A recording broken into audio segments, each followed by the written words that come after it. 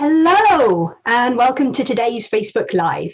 My name's Clare Watson. I'm one of the IBCLCs, or International Board Certified Lactation Consultants at Nutrition and Nurture. Nice to have you joining me today as we talk about getting breastfeeding off to a good start. Now, I, for one, don't think that we know enough about our bodies and our breasts.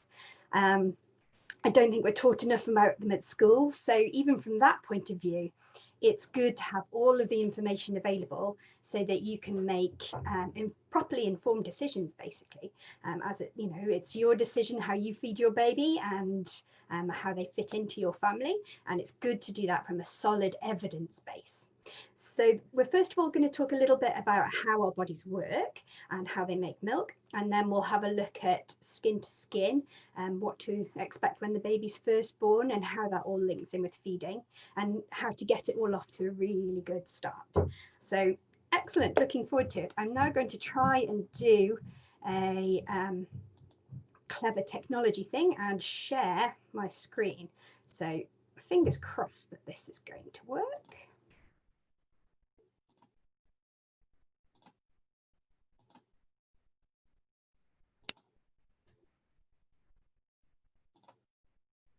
Yep.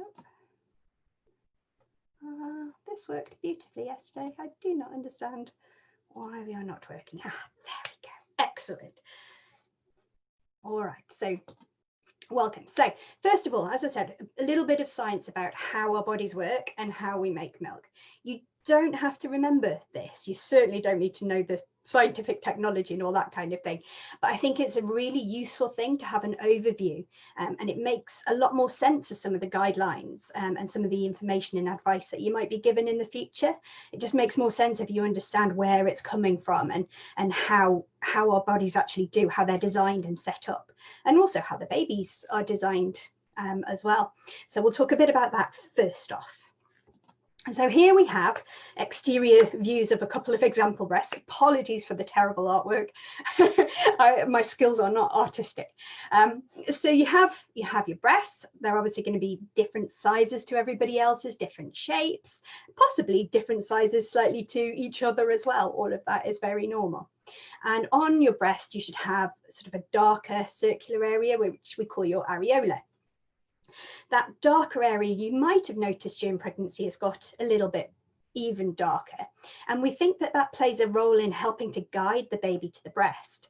It's a bit like a bullseye, a target for them. That bit of extra contrast helps them to find the breast so that they're able to latch themselves on. And we'll talk about that a little bit more later on. Now, around those areolae, you might find some kind of raised areas. And again, they tend to become more prominent during pregnancy. I call them the Montgomery's tubercles, but there's lots of different names for them. And they're oil secreting glands. Some of them might be connected to milk making tissue. So it's not unusual for occasionally a little drop of milk to appear from one or two of them. But mainly they secrete oil. And that oil helps to lubricate the area and keep it clean and healthy, basically. So we don't want to kind of interfere with that too much. So don't suggest washing your breast with soap and that kind of thing, just keeping them clean with water so we don't interrupt that. And the smell of the oil, interestingly, we think has a similar scent to the amniotic fluid. And again, that's kind of linked to the babies are very familiar with that scent, so it's helping to guide them up there. You can have varying numbers of these tubercles kind of scattered around. And as I said, normal for them to become a bit more prominent during pregnancy. Then in the middle, you'll have your nipple, usually a raised area, though you can have quite flat nipples or even inverted nipples, but usually sort of a raised area, which is your nipple. Now that nipple is where the milk comes out of. And contrary to popular belief, it doesn't come out of one hole. There are many holes. On average, we think roughly sort of 10 to 20, but everybody varies, some slightly less, some may have more than that, but usually somewhere between those two. And they are the exits that the milk comes out. And you can imagine that, if you look, you can see they're not kind of clear holes. So if the milk is coming out of there quite quickly, it's not just going to come out in a nice straight line. It's not unusual for it to kind of shoot off in random directions. So don't panic if that's the case for you. That's quite normal for it to come out in many directions. And it's one of the reasons why, if you are expressing, doing it in a wide topped container is quite useful, much easier to catch then. All right, so that's the exit. As I said, everybody has different shaped nipples and different sized and different size and shaped breasts, but to your baby, your breasts are perfect. They are the only breasts and nipples they have ever seen, and they are ideal to them. They don't know any different. And the vast majority of breast nipple sizes and shapes don't cause any issues for feeding at all. Otherwise, we wouldn't be evolving that way. So don't panic, just let the baby crack on. They know what they're doing. The only times when you might need to have a bit of a think is if you've got truly inverted nipples. So nipples that even if you have a bit of a play, you can't get them to come out at all. And if you're in that situation, it's worth talking to your midwife or a breastfeeding support worker to get some tips and hints and tips just in case it does cause any issues. All right, so that's your breast and nipples on the outside. Let's have a little look at what goes on the inside. There's not literally grapes, honestly, but I think it's one of the easiest ways to kind of get your head around. So if you think of those grapes as kind of clusters of milk making cells, essentially. So we've got these clusters, and each cluster is going down to an independent stalk. So you might have a number 7, 8, 9, 10 of these clusters all going down to a separate stalk, and then those stalks are what come out of the holes in your nipples. Now those clusters are going to be surrounded by fatty adipose tissue, and that's what makes up most of your breast tissue. But they aren't always easy to identify, so they can be really intertwined with each other, really kind of mixed together. Definitely not in straight lines. You can have some bits around one side of a breast and other bits around the other side, but they go all the way around your breast. Your breast are 360 degrees. Most of that milk making tissue is kind of concentrated fairly close to the nipple, usually sort of 2-3 centimeters away from the base of the nipple, is where the majority of that those milk making cells are kind of hanging out, clusters. But it's not unusual, they go all the way throughout your breast, and it's not unusual to have them going all the way up into your armpit as well. So some women do find that when their milk kind of properly comes in after the first couple of days, that they get a bit of a swelling up into their armpit. That's fine, that doesn't cause an issue. If it's connected to the rest and to one of those stalks, it will just work as the rest of it does. And if it's a little bit of a separate bit of tissue, milk making tissue, it will settle down itself anyway. You don't need to do anything about it. Okay, so we've got these clusters of grapes like this. And then inside the grapes, they're kind of lined by these milk making cells. And each of those cells is going drip, drip, drip, drip, drip, drip, drip all the time with the milk. So constantly making, it's a factory, it's not a warehouse. So it doesn't matter for how long the baby feeds, those cells will keep making milk constantly, drip, drip, drip, drip, drip. So there will always be milk available. The only thing that stops those cells from making milk is when those grapes get too full. And then there's a protein in your milk which sends a message to your body to tell it to stop and to shut down the milk making. There's too much going on. So a very, very full breast is not making any milk. An emptier breast is making quite a lot of milk. And I think that's a really useful thing to get into your head. If we can keep that milk flowing out, then your body will be making more milk, and it will have a much healthier supply than if we have milk sitting in the breast for long periods of time. So we like to keep that milk moving as much as possible to keep your supply nice and healthy. So how do we get the milk from those grapes into the baby's mouth? Again, there's a bit of a misconception that the baby kind of sucks like a straw on your nipple and kind of sucks that milk out. Tiny bit of truth, but not really. Surrounding those grapes are cells which contract, and they contract in response to a hormone called oxytocin. I have a gorgeous neck test from my mummy with an oxytocin on it. And that oxytocin is a contracting hormone. If you've been to any antenatal classes about birth and labour, you probably know all about the role of oxytocin in birth, but it's really key for feeding as well.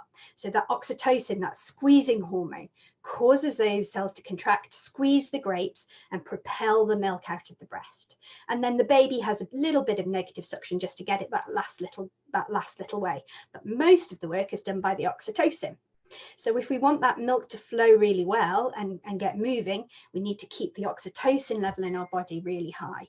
And again, I think that helps, particularly if you're looking at doing any pumping or expressing or anything like that. So your breast will have all of this in it, regardless of any decision that you make about feeding your babies. All right, I think there are a couple of questions about this kind of area, so we'll just cover those. So Jasmine was saying, I'm hoping to breastfeed, but my breasts are very small. Will I make enough milk? Size does not matter. It's the amount of milk making material inside that counts. As I said, most breasts are made up of the fatty tissue. That's kind of the majority part of it. And I have supported women with big breasts who are hardly producing any milk, and I've supported women with very tiny breasts who are overproducing.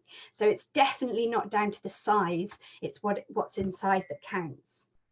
We'd be looking for changes during pregnancy. That tends to be quite a good sign that there's that growth going on. So it's the growth during puberty as well. Did your breasts develop at that point, and did they develop normally? And also during pregnancy, we'd be looking for around kind of a 2-cup increase in size over pregnancy, and certainly some tenderness. If you haven't experienced that and you're worried, there's not necessarily anything wrong, but it's worth just getting it checked out. Talk to your midwife, health visitor, or somebody experienced in infant feeding, just to make sure that that's all normal and you don't need to get any kind of a plan in place to help you kind of succeed. So yeah, look for those changes in pregnancy. Don't panic if you've got small boobs, doesn't mean a thing. And breasts change in their storage capacity. So some breasts will have only a small amount of milk making tissue. That doesn't mean that they can't make enough. That means that we just need to keep it ticking over a little bit more frequently. And others will have huge amounts of those grapes and can store quite a lot of milk, so their babies would tend to go a little bit longer between feeds. But we don't know which women are which, so we just say go with what your baby demands. And overall, in a 24-hour period, your breasts and your baby will kind of cooperate with each other, and they will make sure that the baby gets enough over a 24-hour period, and they'll be getting the right levels of fat and everything. Your milk adjusts depending on your breasts and how your baby feeds. So I hope that helps, Jasmine.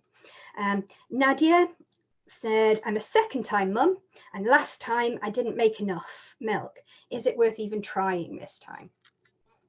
Every feeding experience, totally different. Every baby is different. And even if you didn't have enough of that milk making tissue the first time round, which is pretty unlikely, but if you didn't, you develop more every pregnancy. So it's much more likely, it's likely that you'll have even more of that milk making tissue this time, and it will be easier. I mean, it just varies. Every journey is different, and you have to take every baby as it comes.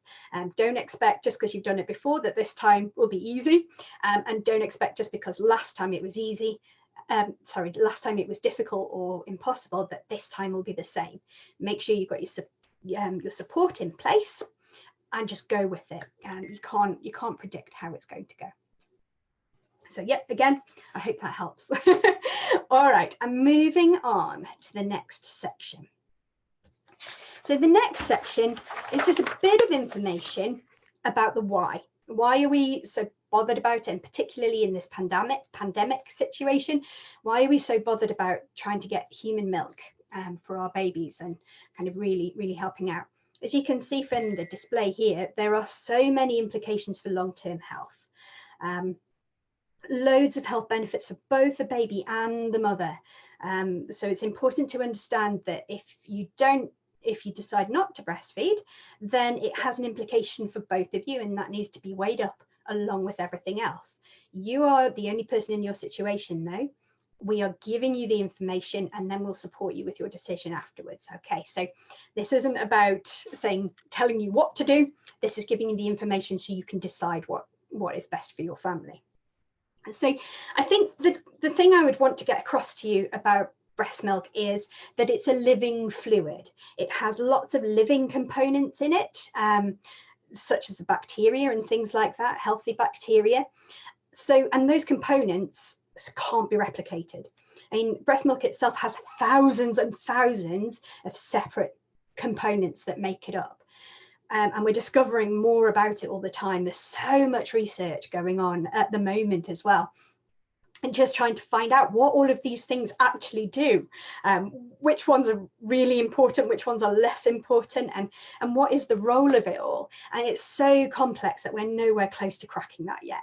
So it's simply not replicable at all in a synthetic way. We get as close as we can, but we're just miles away from what our bodies do naturally. And it's important to kind of understand what they're doing.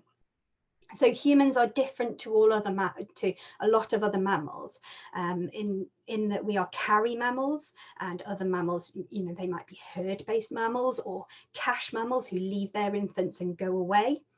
We are carry mammals, so we're designed to carry our babies 24/7, and they're designed to feed little and often. So we've got very light, easily digestible milk, and their bodies are designed to process that kind of milk. So if we can keep to that, that really helps them and makes their kind of life and development much easier. We're not always in an ideal situation though, but that's the ideal for us. The other thing that's I would really like to get the message across is the role of milk in the microbiome. So this is an area that we're discovering more and more about in medicine, and the more we're finding out about it, the more important it seems to be. So we know that the vast majority of us are covered in microbes, which are keeping us healthy inside, outside, and everything. And we need to kind of support that community of microbes because they are supporting us and keeping us alive. And your milk is one of the ways in which we can start to colonize this new baby who doesn't have so much bacteria in them already. We start to colonize them with our good bacteria. We pass a nice package on to them. And we start to colonize them and set their system up for kind of long-term health. So we're passing on our personal bacteria to them, which is really useful, setting them up for your own situation. Again, this is ideal. If we can't quite measure up to that, that's okay. We just try the next best thing. But this is the way our systems are designed to be. So we pass on our package of bacteria to our babies, and then we also have the right food in that milk to help those bacteria to grow and thrive, and that helps for the long-term health. So really a very important role, and something I think which isn't always talked about. I am not going to go through everything on this screen. If you want to get in touch and want to know more about any of this information, please do ask and get in touch. Happy to share links and research and things like that. But it's a fascinating subject, and I could talk for about 3 weeks on this, and I've only got half an hour. So I'm going to move on a little bit. There was a question about this one. Yes, Ashley. So Ashley was asking about, if I have COVID-19, will my milk pass it on to my baby? So yeah, your milk has all sorts in it, and it passes all sorts from your blood into your baby. But from the research so far, and you know, we can't guarantee that this won't change, but the research so far suggests that COVID-19 isn't passed on in the breast milk. So it's absolutely fine to feed your baby.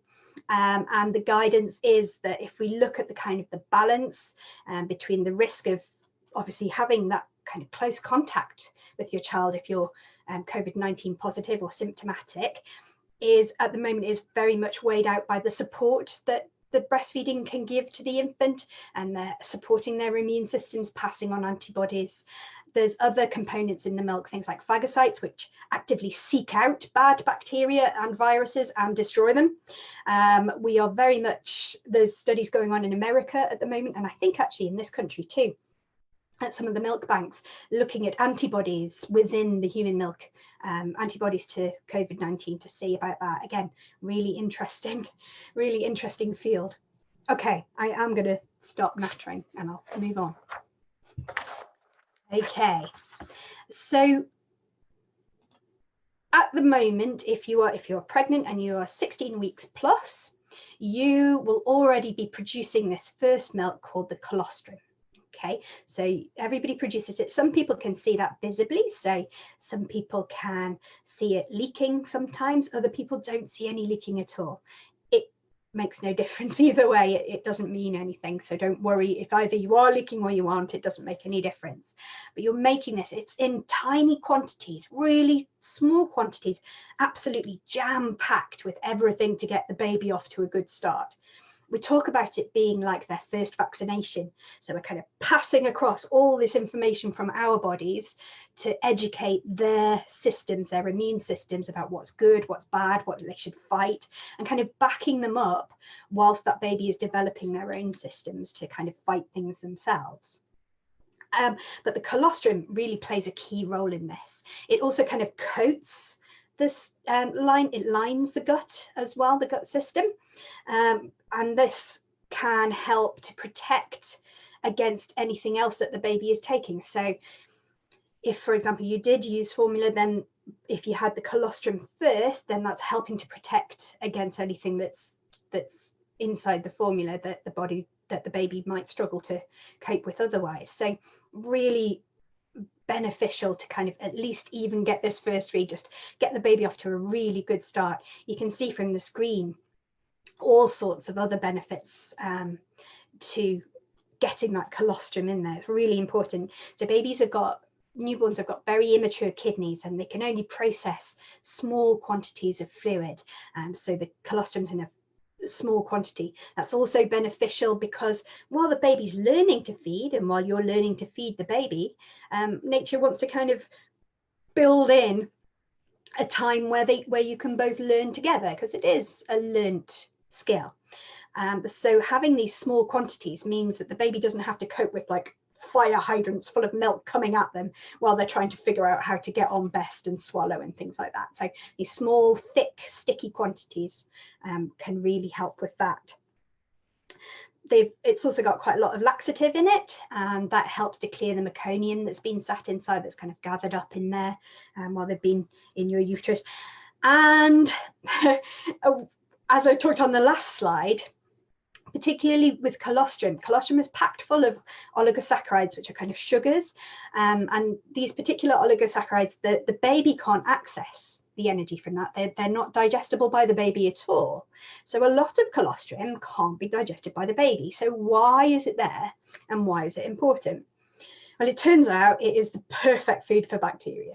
So we are delivering a package of bacteria with the perfect food for it. So the colostrum in the early days is much more about feeding the bacteria than actually feeding the baby. The baby's pretty full. It's been plugged into your placenta for 9 months. So when they're first there, they don't need an awful lot and they can cope with just these small quantities. We did have a question about colostrum harvesting. I can't find who it was. So colostrum harvesting is where you start to collect some of that colostrum during pregnancy, sort of from 36, 37 weeks. You would do that under the guidance of a consultant or a midwife, just to make sure that it was suitable for you. It tends to be really helpful for people who've got things like gestational diabetes. So when baby's born, they may have a low blood sugar at that point. So we've got something stored up already that we can give them a quick shot of and get their blood sugars nicely balanced out. So certainly if you've got gestational diabetes, talk to your local midwife team, and quite often they'll have someone who can come out and talk to you about it and give you a pack so you can start doing that collection. We don't advise it for general purpose because there's no particular advantage. You're not going to bring your milk in quicker or anything like that, and it can add stress during pregnancy. So we don't generally advise it unless there's a particular reason to do it. I hope that helps. I'm sorry, I don't know who it was that asked that question, but I hope that helps you with that. Okay, so I'm going to share with you the infant feeding guidelines in this country, and which also happens to be the WHO, World Health Organization guidelines of how long you should feed your baby for and what you should be feeding them. This is information. There is really, really good evidence to back up, pop the guidelines out. There's really good evidence to back these things up. So I would suggest don't disregard them without a good reason, but it is at the end of the day your decision as a family. We're all about informed choices. Make sure you know the ins and outs of everything and then decide in consultation with your medical team what is best for your family. Don't be swayed by people trying to influence you by their own experiences, for or against. It can be useful, but it's not the thing to rely on when you're making a decision about your baby. You've got to be really confident in what you're doing. So the guidelines are that we want the breastfeeding to start within the first hour of life, if at all possible. Then we want exclusive breastfeeding, so only breast milk for the first 6 months of life. From 6 months, you can start to introduce solids alongside the breast milk, and that will continue. And it's kind of a gradual changeover of a reliance on the breast milk to a reliance on solid feeds, and breastfeeding should continue for 2 years or beyond. So they're the official guidelines that we're working to and that we suggest, and that obviously we can support you if that's the way you decide to go.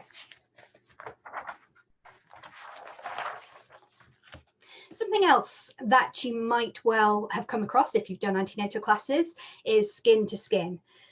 Very important in this whole time, and absolutely, yeah, so vital for feeding as well as kind of the health of the baby and mum as well. So skin to skin has enormous benefits for both of you. And so it's very well supported in our local hospitals, which is brilliant. And we want this skin to skin to be uninterrupted for at least the first hour, if at all possible. It's very calming. It helps the baby to adjust to its new situation. It helps you both to recover. It helps the baby to regulate things like its oxygen, its respiratory rate, its temperature, its heart rate, and mum as well. So it helps to regulate all of these things and get everything nice and settled. It stimulates their digestive system and kind of gets them interested in feeding. We're going to see one of the ways that happens on the next screen as well, and how it supports breastfeeding too. But the hormones that flow, so that oxytocin is going to be flowing, and oxytocin, as well as being this contracting thing, which is obviously going to help get the milk and the colostrum flowing for feeding, but it's also a very important hormone for bonding and mothering. We sometimes talk about the mothering hormone, so it helps that connection between you. It's also very much implicated in brain development. So if a body is full of oxytocin and there's plenty of oxytocin flowing around, we know that enables these connections to be made in the brain and helps that development along. So it's hugely important, and skin to skin can really promote that oxytocin flowing. So we like that to happen. There are some questions certainly about this one. So Nicole was asking, she said, my partner is planning to do skin to skin with my baby straight after the birth. Is that okay? Well, your baby, your rules, you decide who does skin to skin straight after. But I would suggest that you consider the benefits for yourself, Nicole, as well as for the baby. So it is important for you to recover after birth and for you to receive that help to get breastfeeding off to a good start. So it is important for you as well as for the baby. If the mum is unavailable for any reason, if we can't get skin to skin with the mum, then it's brilliant if dad can step in, or another caregiver, whoever's there, so that the baby doesn't miss out on all of that, even if we can't quite get it to mum. And we can do this skin to skin days down the line, weeks, months down the line as well. So it's a valuable tool in quite a lot of different, at a lot of different times, not just immediately after birth. The skin to skin, I'm back on my microbes again. So the skin to skin process starts the colonization of the baby's skin with your local skin bacteria as well. So that's vital too. I had another question which was about skin to skin after a C-section. Again, I can't find who it was, but can you have skin to skin after a C-section? And yes, absolutely you can. Where again, the local hospitals are really good at facilitating that, and they can pop you even while they're finishing everything off. They quite often will pop the baby across in skin to skin above the level of the action, so that you don't miss out on that, and that's wonderful. If you've had a lot of drugs during labour, or or poorly and that kind of thing, then you may need a bit more support, but the midwives and your partner can support you and help keep the baby safe, even if you're feeling really drowsy. Talk to your midwife about it. I'm sure they can help you come up with a plan. But yeah, it's really valuable for C-section mums. It can help with pain relief as well. And they're investigating the research around that. But yeah, really, really valuable, definitely. So one of the things which skin to skin is so good for is triggering off some instinctive behaviours in the baby. And that's what we're going to talk about next. Here are, they're all going to come up, and there is a lot of writing here, so apologies. But these are the instinctive babies. So there've been studies from the 70s onwards looking at the behaviours of babies when they're first born. And what they noticed was that they went through this kind of process of activities, process of behaviour, and these processes all led to the breast, and they led to suckling and effective feeding. So that it's kind of built into the baby to seek the breast, make their way there, and then attach themselves. It's absolutely fascinating to watch, and you realise that although they're very, very vulnerable, they're not as kind of useless is the wrong word, but do you know what I mean? They're not as totally unable to do anything as we sometimes think. They're totally capable of crawling and making their way to the breast. So these activities happen in this order, but different babies will spend different amounts of time in the different areas. So it's a different journey for everybody. The one there which is slightly different to the others is the rest stage. That rest stage can appear at any point, and it can appear more than once for any particular baby. So that resting stage is particularly important because that's the time when the baby's kind of processing what's going on. It's learning the body, it's allowing those memories to form. And it's also one of the stages where we're most likely to interfere. We're like, oh, it was so close, but you're not quite there, and we need you to feed. Come on, wakey, come on. But actually supporting them and allowing them that time to rest and prepare themselves and process everything that's going on is very valuable. So try not to interfere and just trust that this it is going to happen. I think the crawling stage is very interesting as well. Next week, we're going to talk about how we can use this to make breastfeeding easier.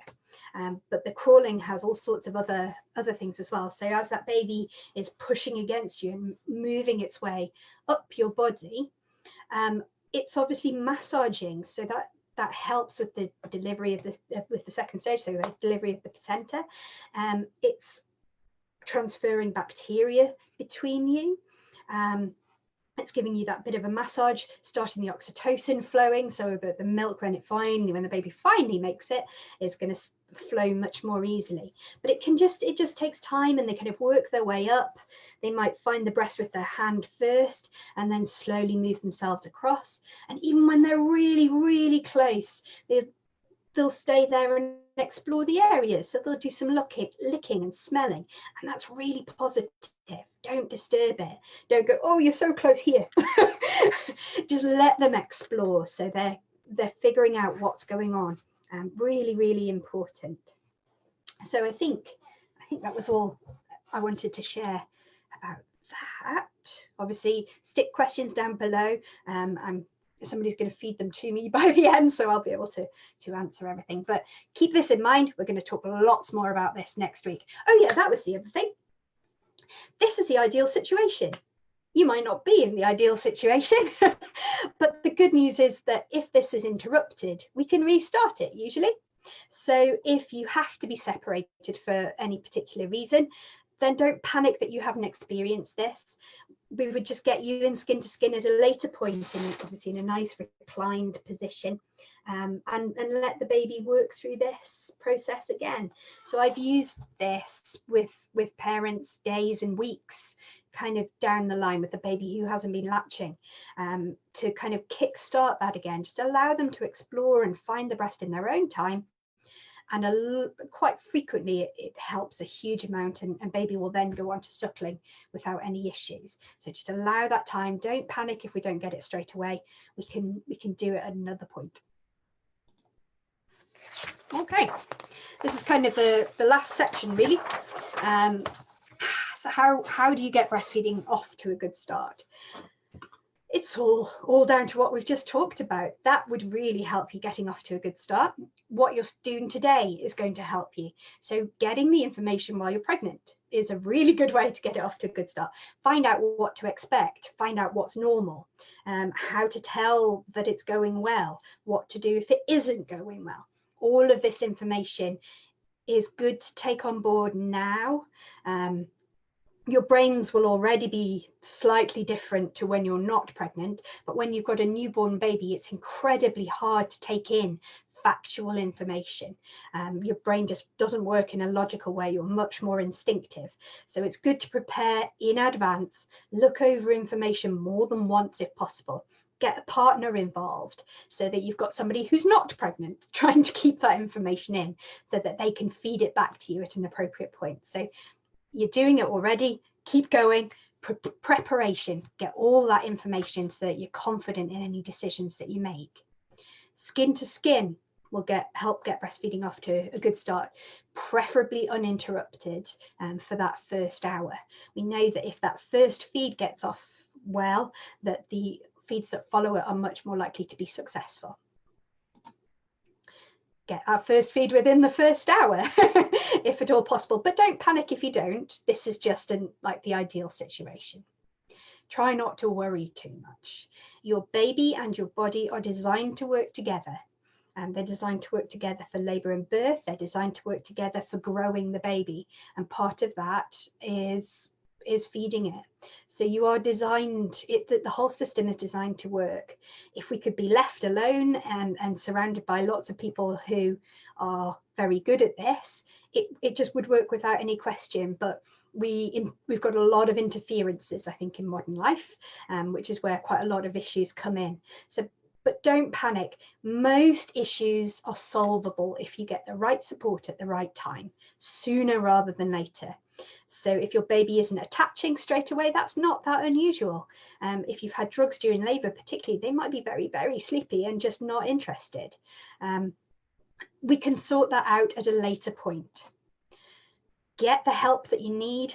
Ask time and time and time again. Nobody in your team is going to be upset with you for asking too many questions. That's what we're there for. We're there to support you and answer everything that we can. So do ask for help. Do ask for it lots every time you need it. And if you're struggling, get help sooner rather than later. Don't think, oh, I'll try for another week. No, get help straight away. Things are much easier to solve if it's at an early point. And think about the priorities. So the priorities in terms of feeding are feed the baby, keep the baby well and healthy. And the second priority is maintain your milk supply. So if you have a non-latching baby, we want to help that baby get enough to drink. So we might express or look at another supplementation option. So we want to get the baby fed. If the baby isn't getting enough to drink, sometimes they can lose energy and then they don't feed very effectively, so they lose energy and they can get into a spiral quite quickly. So we want to keep them obviously well and healthy. It kind of goes without saying, really. And then the second part of it is your milk supply. If the baby isn't removing that milk, we need to remove it for them. Because if the milk is sitting in there, it's sending a message to the body to shut down that milk making system. Okay, so keep that milk flowing, kind of a minimum of 8 times in every 24 hours, if at all possible. Just support that milk flow as much as possible. And if you keep those two things going, we can help you with everything else. We can, you know, babies go to the breast for the first time 3, 4, 5 months down the line. And that's not an issue, but it's made much easier if we've got a well baby and a good milk supply. So that would be that. And I think I had a question on that. Amanda wanted to know, she says, we would like to breastfeed, but friends and family couldn't. How do I know if I can or not? Yeah, in this country, we've got a really low breastfeeding rate, but that's not because our boobs can't do it. Our boobs are as good as anybody else's. It's because we haven't in the past certainly been very good at supporting with breastfeeding. Like I said, you're doing really well getting the information now. Work out a support network. Just because somebody else's journey went a certain direction doesn't mean that yours will. Just by doing it and trusting that it's what your body is designed to do and it's what your baby is designed to do as well, that can really help. But also get the help. It's not unusual to find it difficult in the early days, but finding it difficult doesn't mean it's not going to work. It just means you need a bit more support, that's all. Right, I'm going to stop the presentation and hopefully get back to a main screen somehow.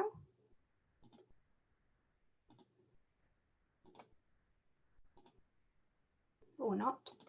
I don't know if I'm on the main screen now. I don't know how to get it back. Okay. Anyway. Okay, I'll finish off just here. So oh, there we go. Stop sharing. That's what I wanted to do. There we go. Sorted. Technology. Don't you love it? Okay. So last couple of questions, and I will check to see if any more have been sent through. So Vicky was asking, does expressing with a pump affect early breastfeeding? So it can, yeah, and that can be a positive and it can be a negative. So in the early days, your body's trying to figure out how much milk your baby needs, and it's trying to figure out, yeah, the production and just get everything sorted out. So we suggest quite often not expressing in those early days unless you need to, because if you're asking for more milk to come out, then that's kind of giving that signal to your body and you might end up with an oversupply. It's also worth considering, what are you thinking of doing with that milk? If you feed that milk via a bottle or something like that, that can have an impact in the first few weeks because it can change the way the baby latches. And also pumping isn't as effective as the baby at getting the milk out. So when you express, even a really good person who reacts really well to a pump, you're only going to get about 70% of what a baby can get out. And obviously that's then giving a signal to your body to produce less. So avoid it if at all possible until your boobs have all settled down, until breastfeeding is nice and easy and all sorted, and then you can think about introducing other things. But if the baby isn't feeding effectively, then we need to get that milk flowing to support your milk supply. So in those situations, then expressing is going to be really beneficial. So it kind of goes either way, Vicky, depending on the situation. Yeah, like with most things with babies, there's no black and white answer. Very much depends on your personal situation. So get some support and ask about that. The other part of your question was about using a pump and whether it's possible to do a combination. I'm going to address that in one of the future sessions, so come back and listen. Okay, let me check and see whether I've had any other questions sent through. Nope, I think we're good to go. So excellent. See you next week when we're going to look at positioning the baby and what to expect in the first few days. Thank you.